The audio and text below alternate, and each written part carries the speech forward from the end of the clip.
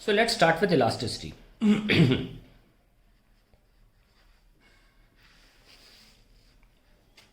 Elasticity की definition देखते हैं पहले। इलास्टिसिटी क्या चीज़ है? बहुत से लोगों को लगता है जो चीज़ खिंच जाए वो इलास्टिक है। देखिए, ये सही डेफिनेशन नहीं है, पर ये भी सुन लें जो चीज़ें खिंच जाती हैं वो इलास्टिक होती हैं, पर डेफिनेशन वो नहीं है।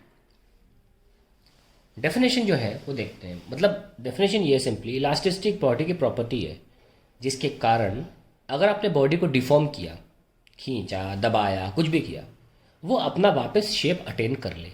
अब वो बॉडी रिजिड भी हो सकती है, वो बॉडी फ्लेक्सिबल भी हो सकती है। Doesn't matter what kind of body it is until it is able to regain its original shape after the removal of the deforming force। आपने बाहरी फोर्स हटा दिया, उसके बाद बॉडी को अपना शेप अटेन कर लेना चाहिए। ऐसी बॉडीज़ को इलास्टिक बोला जाता है और ऐसी प्रॉपर्टी को इलास्टिसिटी बोलते भी हैं। आइए लिखते हैं इसको। Elasticity,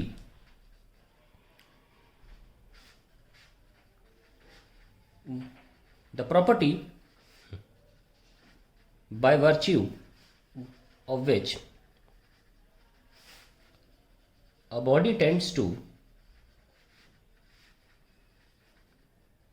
regain its original shape and size after deforming force is removed। ये स्टैंडर्ड डेफिनेशन है, आपको ये लिखनी चाहिए। उसका कारण कैसा क्यों होता है? देखिए, सिंपल सी बात है। किसी भी बॉडी के अंदर एटम्स होते हैं, है ना। मॉलिक्यूल्स भी होते हैं जो कलेक्शन ऑफ एटम्स होते हैं। हम एटम्स की बात कर लेते हैं, या और मॉलिक्यूल्स भी लिख लेंगे। एटम्स और मॉलिक्यूल्स,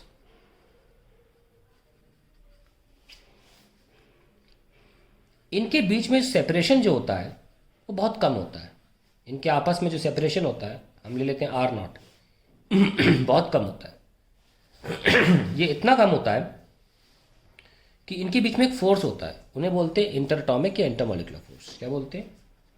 इंटर एटॉमिक।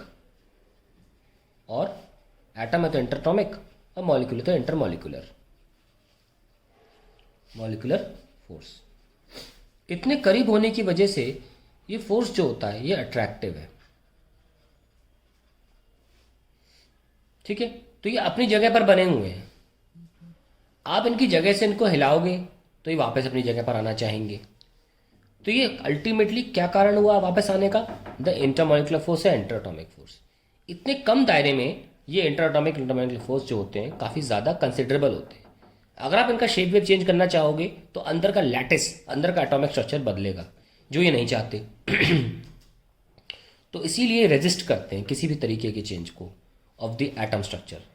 और इसीलिए इस इलास्टिसिटी का कारण है the intermolecular force or inter atomic forces. Let us write that. Elasticity is due to the intermolecular forces between the constituent particles making that body,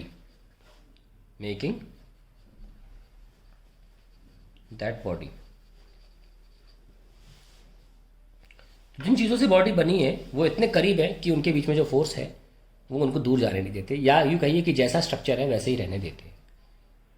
एक बात और है। एक ऐसी लिमिट भी होती है इनकी आर नॉट की कि अगर एक बहुत करीब आ जाए तो यही फोर्स रिपल्सिव भी हो जाता है। यही फोर्स जो अट्रैक्टिव था, आप दूर ले गए, इसने पास आना चाहा, इसने दूर आने नहीं दिया एटम्स को because of the attractive force. वहीं आप बॉडी को कंप्रेस करते हो तो एक लिमिट होती है इनके बीच की दूरी की, जिसके बाद ये रिपल्सिव हो जाते हैं। तो इसलिए कंप्रेशन को भी रोकते हैं और स्ट्रेच को भी रोकते हैं। दोनों ही सूरतों में कभी ये फोर्स अट्रैक्टिव के कारण इलास्टिसिटी होती है, कभी रिपल्सिव के कारण। मोटा मोटा हम अट्रैक्टिव लिख रहे हैं अभी, अंडरस्टूड है। जब आप कंप्रेस करोगे तो बहुत बात रिपल्सिव की भी आएगी। मैं ग्राफ भी बनाऊंगा जिससे ये बात क्लियर हो जाती है कि ये इंटरमोलिकुलर फोर्सेस या इंटर एटॉमिक फोर्सेस के कारण ही होता है। और इलास्टिसिटी का कारण कौन है? Intermolecular forces. You can also say inter atomic forces.